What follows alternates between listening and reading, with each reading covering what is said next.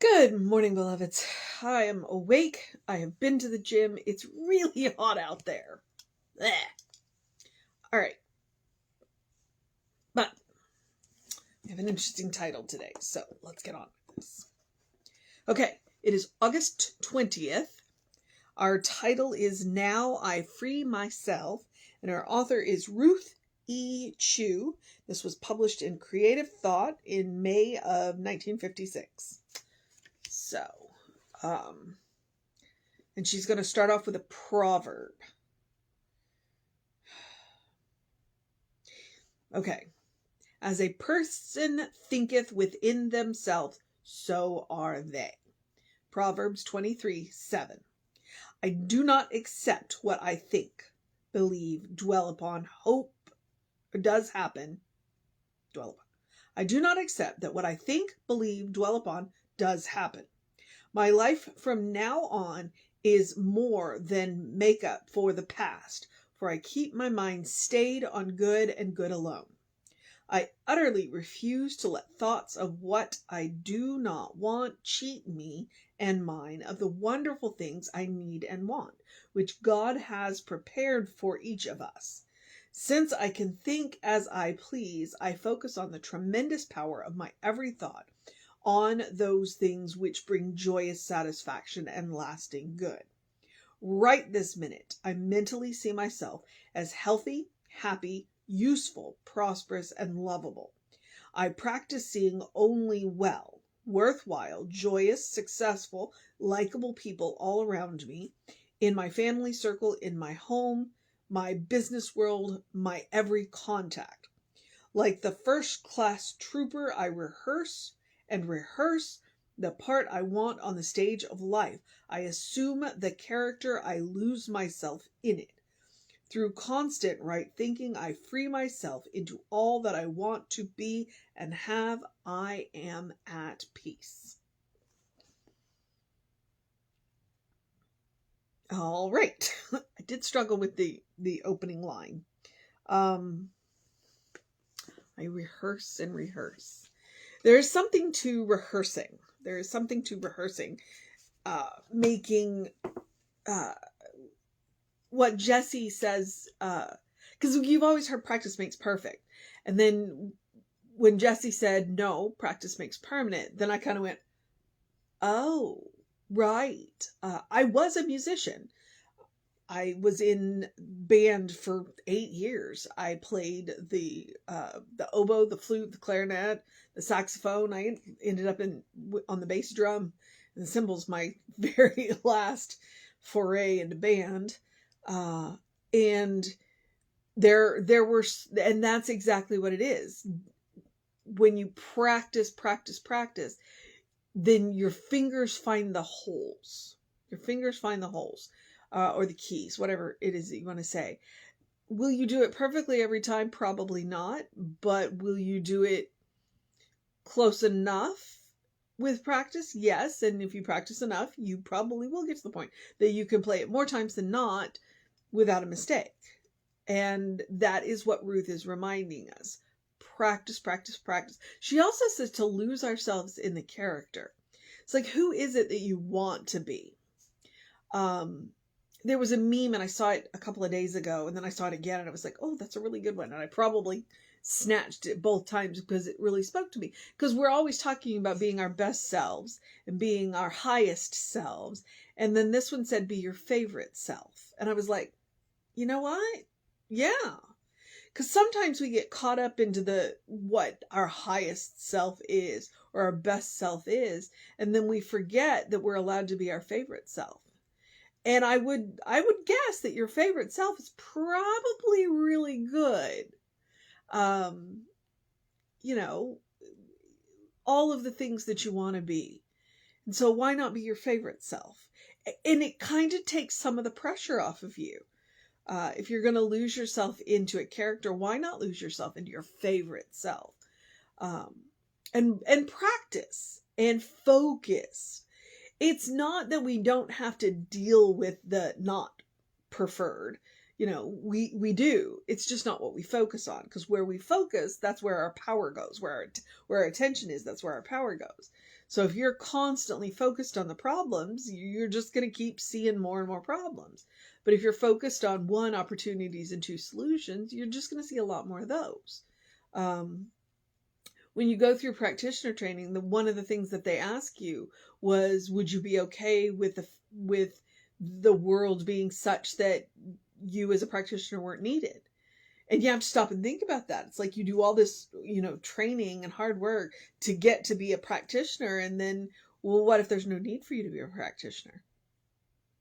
You know what? That's a world I could live in. A world that didn't need me to treat for, the release of conditions. Yeah, I'm on board with that. That's why our motto,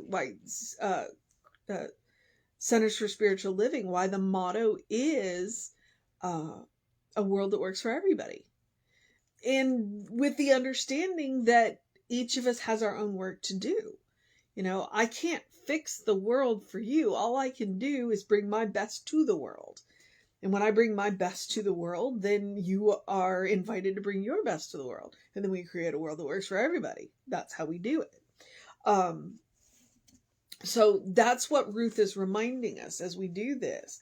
With the proverb quote, what you think about is what you are. So that's where you want to look at yourself and where do most of your thoughts go. And it's why we talk about weeding our garden, because every little weed is not the sum total in who you are.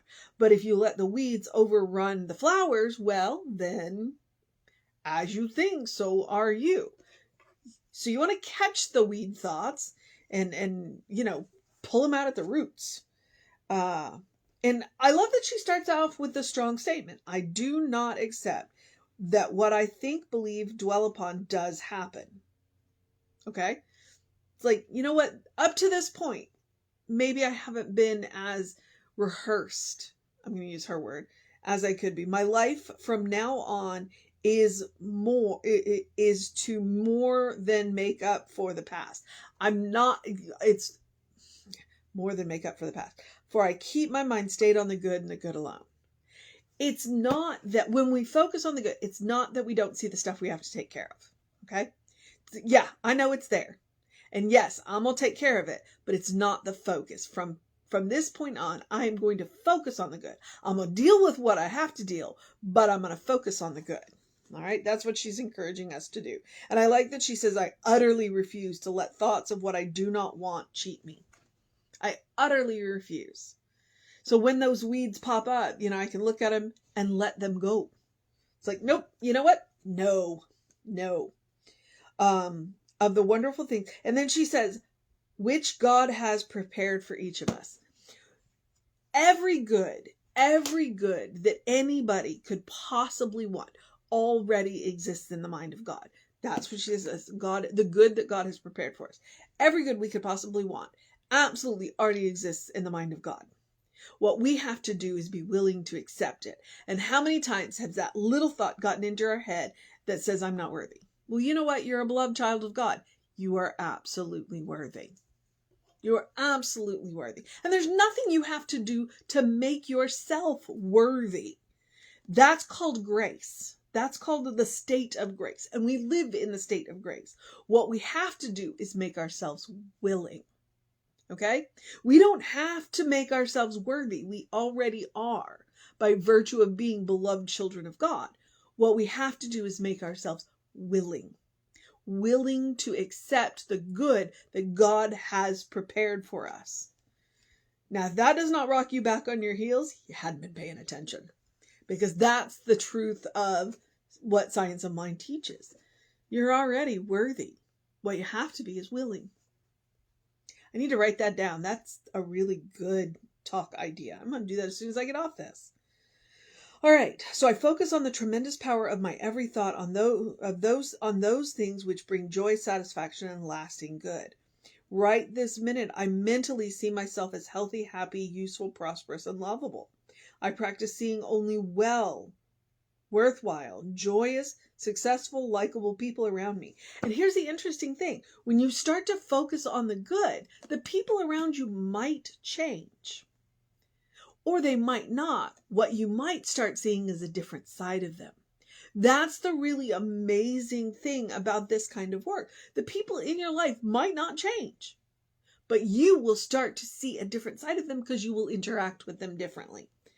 And, some people may move out of your life. It happens. If they can't deal with the positive you, they can move on. Like a first-class trooper, I rehearse and rehearse the part I want on the stage of life. I assume the character, I lose myself in it. Through constant right thinking, I free myself into all I want to be and have. I am at peace. All right. So what is the mission today? Should we choose to accept it? It is to rehearse the part we want on the stage of life. It is to rehearse the part we want on the stage of our life. To recognize that we are already worthy. What we need to become is willing. Willing to accept the good that God has prepared for us. All right? It's a concept. That is the mission today, should we choose to accept it. The other mission is the same mission I give you every day, which is the spiritual practice of self-care.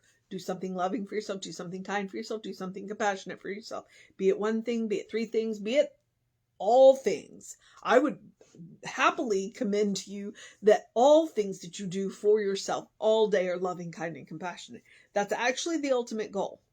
That is the ultimate goal. That's why I say it every day. Why I want you to practice it. Because the more you practice love, kindness, and compassion on yourself, you're creating a habit. And it's going to spread through your life, your day, the people that you interact with. That's ultimately why I say it every day. Because I want you to practice love, kindness, and compassion on yourself and on others. You are your own best test subject. That's why you practice on yourself. But also, it's about creating that habit. And it's a reminder that you are a beloved child of God. You deserve your own love. You deserve your own kindness. You deserve your own compassion. Ruth mentioned the good that God has prepared for us. Absolutely. Do we have to become worthy of it? No. What we have to do is become willing. And one of the ways we do that is by practicing love, kindness, and compassion on ourselves.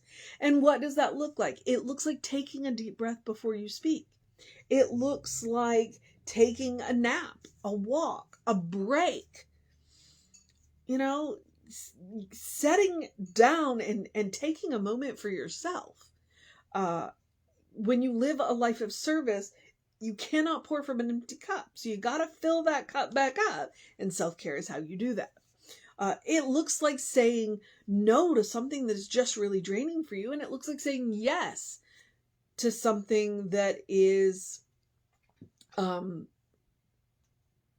pushes you a little out of your comfort zone. Whatever that looks like for you. We all have different, comfort zones. So I've seen it said, that thing that you want is just on the other side of your comfort zone. So, say yes to things that push you out of your comfort zone. All right. It also looks like eating dessert first. I say this, and then I heard somebody else say it the other day with pretty much the same explanation. I went, yes! Eat dessert first. Your life is a special occasion. We don't know how long we're going to be here. Treat your life as a special occasion that it is. Eat dessert first, okay? But that also means use the good dishware, stemware, glassware, silverware more than just once a year. Wear the fancy clothes more than just once a year. Just do the things. Burn the nice candles, write the nice notebooks, do all of the things that we just keep putting off for that special occasion. Your life is a special occasion, treat it as such. I also want to remind you that joy is a quality of God, therefore joy is a quality of you. No matter what is going on in the world and what is going on in your life, you deserve joy. So please make room for joy in your life. That's part of the self-care thing. So, all right. I guess where am I? I think I'm at the social media part where I remind you that we are Creative Life Spiritual Center, Creative Life Spark. I'm the running Rev Ryan on the social medias that I am on. I commend to you the social medias, especially the YouTube channels. There's lots of great content. If you just need something to listen to that's positive and uplifting, there's all kinds of stuff all over the YouTube channel, both of them. So feel free, because there are 4 books, I think, up on the Running Rev Ryan YouTube channel. The 360s that I've done, and then I also put this thing called You up on that, because I found out there wasn't an audio version of it. I'm like, that's just wrong. Let's get an audio version of it. But that one's also on the Creative Life Spiritual Center page, because, you know, everybody needs to hear that book. So, please take advantage of that stuff. And if you see a good meme, send it to me. I'm always looking for light, bright, and good stuff like that. So, yeah. And if you want to know what's going on with the center, please email info@creativelife.org. That'll get you on the constant contact. And then you'll know what's going on in the center, especially on the times that I don't, because it happens occasionally. I realize that I read the email for the information that I need, but I don't always actually read the email. And so I was like reading through the email the other day going, oh, okay. So, you know, it's there. Okay. I'm at the part where I get to encourage you to have a great day, a wondrous day, a fantastic day, a magical day, an enchanted day, a wonder-filled day, an awesome day, an amazing day, a wonder-filled day. I think I've already said that, but that's okay. A rehearsal day, a weed your garden day, a focus on the good day, a become willing day, a recognize who you are day, a good day. And if that is too much pressure, simply have a day, because you are enough just as you are. You are a beloved child of God. There is good prepared for you. Always. Always. So you are a brilliant light, a divine spark. You are spirit in motion. You are God in action. Or as Reverend Jesse likes to say, you are a godling. Know the truth of your being. Explore the truth of your being. That's part of the fun of life. Explore the truth of your being. Get to know who God knows you to be. All right? I think that's the ultimate challenge. Get to know who God knows you to be. Not who you have been told you are, but who God knows you to be. Peel all those layers back. All right, beloveds. Reverend David will be on around 5 p.m. with you. I'll be back with you at 9 a.m. But it is Sunday, so if you are on Facebook Live, we'll have an amazing service for you right here on Facebook Live at 11 a.m. So if you're watching this after that, just scroll back a video, or up a video. Otherwise, it'll be on YouTube tonight. All right, beloveds, take care of yourself. Know that you are loved, and I will see you next time.